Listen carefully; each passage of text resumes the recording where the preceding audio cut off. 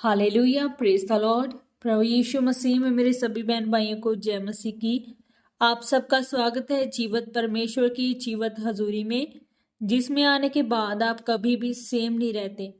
और अगर आप ध्यान से पवित्र वचनों को सुने और अपने जीवन में इनको मनन करें, तो आप अपने आप को आशीषित होता हुआ और मसीह में बढ़ता हुआ देखेंगी।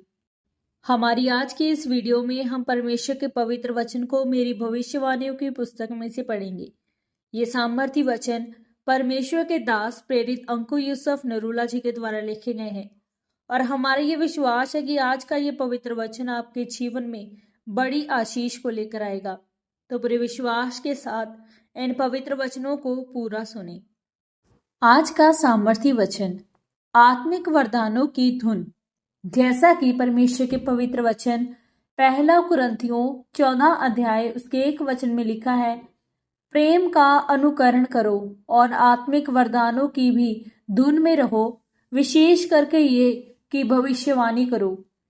मेरे प्रियो, परमेश्वर का वचन कहता है कि प्रेम का अनुकरण करो और आत्मिक धुन में भी रहो। धुन उस चीज को कहते हैं जैसे किसी को क्रिकेट खेलने की धुन होती है। वह खाते समय भी सोते समय भी क्रिकेट के बारे में सोचता रहता है। पवित्र बाइबल कहती है कि इसी तरह से पवित्र आत्मा के वरदानों की धुन में लगे रहो, क्योंकि हम एक लड़ाई में हैं और हमारे हथियार शारीरिक नहीं है बल्कि आत्मिक है।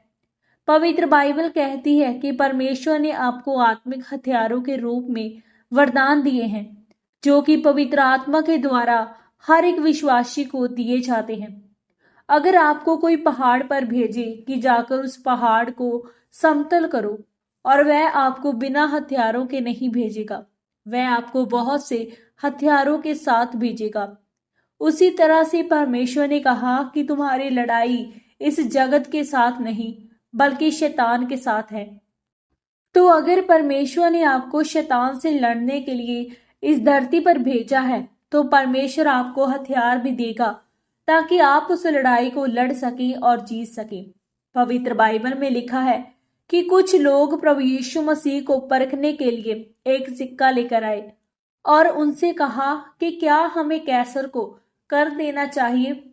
अगर प्रभु यीशु मसीह कहते कि हाँ, हमें कर देना चाहिए, तो जितने भी यहूदी लोग थे वह प्रभु यीशु मसीह से नाराज हो जाते कि वह हमें कर देने के लिए क्यों कह रहा है, क्योंकि रोमी सरकार बहुत ज्यादा कर लेती थी। और अगर प्रभु यीशु मसीह ये कहते कि हमें कर नहीं देना चाहिए, तो सभी फरीसी लोग राजा से शिकायत करते कि यीशु मसीह लोगों को कर ना देने के लिए भड़का रहा है।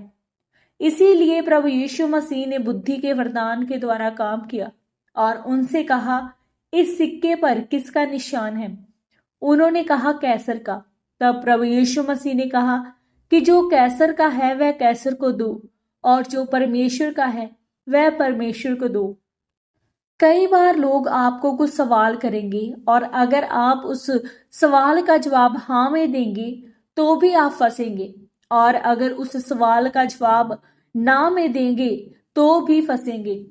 अगर आपके पास पवित्र आत्मा का बुद्धि का वरदान नहीं है तो आप फंस जाएंगे, लेकिन अगर पवित्र आत्मा के वरदान आप में काम करते हैं तो आप छूट जाएंगे। इसीलिए प्रभु यीशु मसीह ने कहा कि तुम्हें सांप की तरह चतुर और कबूतरों के समान भोले बनना है।